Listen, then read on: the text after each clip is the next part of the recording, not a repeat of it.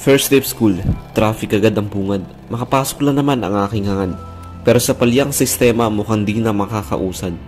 Hindi ang UV na aking sinasakyan, kundi ang bansang sa pagiging bulag ay sagad.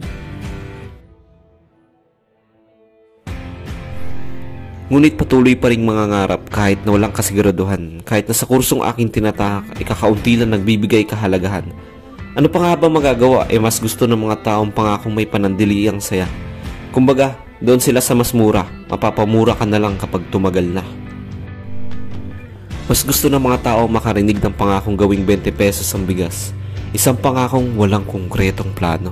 At kapag hindi klaro ang plano, tiyak na gusali guguho. Hindi ito tungkol sa gusali. Tungkol ito sa mga pangakong noong di pa sila nakaupo. Pero ano-ano nga ba ang mga kailangan ng isang estudyante para gumawa ng architectural plan? Iba't ibang materyales, iba't ibang kagamitan. Ngunit lahat ay may pakinabang, lahat ay kailangan. Unity ng aking art materials ang sa plates ko magbibigay kalinawan.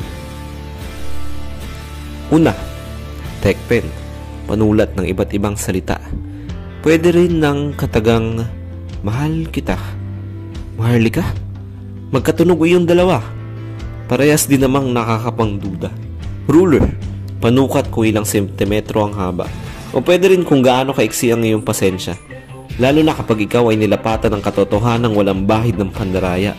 O baka mas maiksi pa sa 1cm ang ego mo kaya ka pikon at ngawa ng ngawa. Mahalaga rin ang T-square para tumuwid ang linya. Baka pwede rin natin ito magamit sa baluktot mong paniniwala. Pero paano tutuwid kung sa katotohanan sarado ang mata? Makikinig lang kapag si idol vlogger ang paksa. Masaya ka naman siguro dahil may golden play button na siya. Pero paanong bansa? Masaya ka lang na siyang nanalo? Hindi ka man lang malungkot na naghihirap na ang bayan kung saan ka tumubo. Bato-bato na lang sa langit ang tamaan sa T-square ko magalit. Papel, kung saan iba't ibang drawing ang iginiguhit. Maaring gusali o mukha ng crush mong sa'yo'y walang pagtingin. O di kaya mukha ng mga tumatakbo na kung saan-saan na nakasabit. At sa pagtapos ng eleksyon, naroon lang. At walang nagliligpit. Tipong iyong boyfriend mong good boy kapag naniligaw. Cheater pala kapag iyon ang sinagot. Hindi ba't masakit, mapangakuan pero hindi man lang magampanan? Nakakatakot.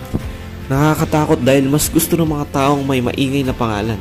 Kahit na hindi angkop ang karanasan sa nais upuan. Speaking of upuan, kailangan din namin yan ng mga future arkitekto. Nakaupo sa tapat ng drafting table, gumagawa ng mga plano. At kapag hindi ergonomically correct, sasakit ang likod ko. Parang katulad sa gobyerno. Nakaupo ang mga senador na may mga kaso. Basta artista o mas kilala, ang mahalaga ay mapanalong siya. Ang mahalaga ay mapikon ang ibang panig kahit di angkop sa kanya ang silya. Magpo-post sa FB. Iyak na naman ng mga talunan. Tanga! Naiiyak lang kami dahil ang bayan natin ay kaawa-awa. Muntik ko na makakalimutan ang gamit kong triangle. 30 degrees, 60 degrees, 45 degrees. Pare-parehas lang naman niyang may tatlong sulok. Iisang tuktok. Katulad ng hostisya sa bansa na sa mayaman lang nakatutok. Lalo na kung ikaw ay anak ng mataas na opisyal. Laya ka kahit ikaw ay nanuntok. Nakatingin lang sila mula sa itaas ng tatsulok. Mababa ang tingin sa ating turing ay mga alikabok. Sa pulis, tayo ay mas takot magnanakaw na ang pinapaupo sa tuktok. At ang mga nais maglingkod na iiwan na lang sa isang sulok. At para mabili lahat ng yan, kailangan namin ng mga estudyante ng pera. Katulad na pera na pinapangbayad sa buwis na kanila namang binubulsa. Hindi ba't dapat ring sa mga bahay nila ilagay ang ating mga muka? Katulad ng paglalagay ng mukha nila sa lahat ng proyektong pinapagawa. May ambag din naman tayo doon dahil ang gamit ay pera ng madla. At ang pinaka-importante sa lahat, itong sibuyas ng arkitekto. Na sa tuwing titingnan ko ay naluluha ako. Hindi dahil sa naghihiwa pero sapagkat nakakaiyak ang presyo. Isang paalala na may mali sa sistema at pagpapatakbo. Ngunit karamihan sa atin mas pinili na lang makontento. Hindi makapagreklamo dahil paninindigan ang kanilang binoto. Iba naman, nagsisisi na ng tahimik at patago. Itigil na ang pagiging makasarili dahil hindi lang ikaw ang apektado. Katulad ng sibuyas na ito, kapag ito hindi nahiwa, mananatili lamang buo. Ganun rin naman dapat tayo. Huwag kumapit sa inyong mga idolo. Isipin mo, magkano na kaya ang presyo nito sa panahon ng anak mo? Demokrasyang meron tayo pero tayo ang kontrolado. Ang tunay na pagkakaisa ay matatamasa lang natin kapag tayo nagseryoso.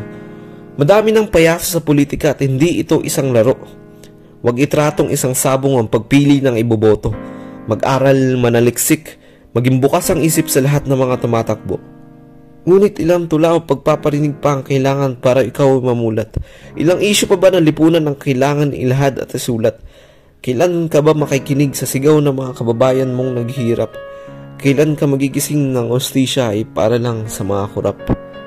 At kapag isang araw natagpuan ang aking bangkay sa tabi ng kalsada, habang yakap-yakap ang T-square at canister na lagi kong dala, katulad ng mga pinaslang na journalist, aktivista, yung may lakas bumoses at magsalita. Ito sana ay maging tanda ng lahat ng sukat at tugma ay para magising ngayong diwa. Dahil kailanman, mga mata na manamulat ay hindi na muling sasara.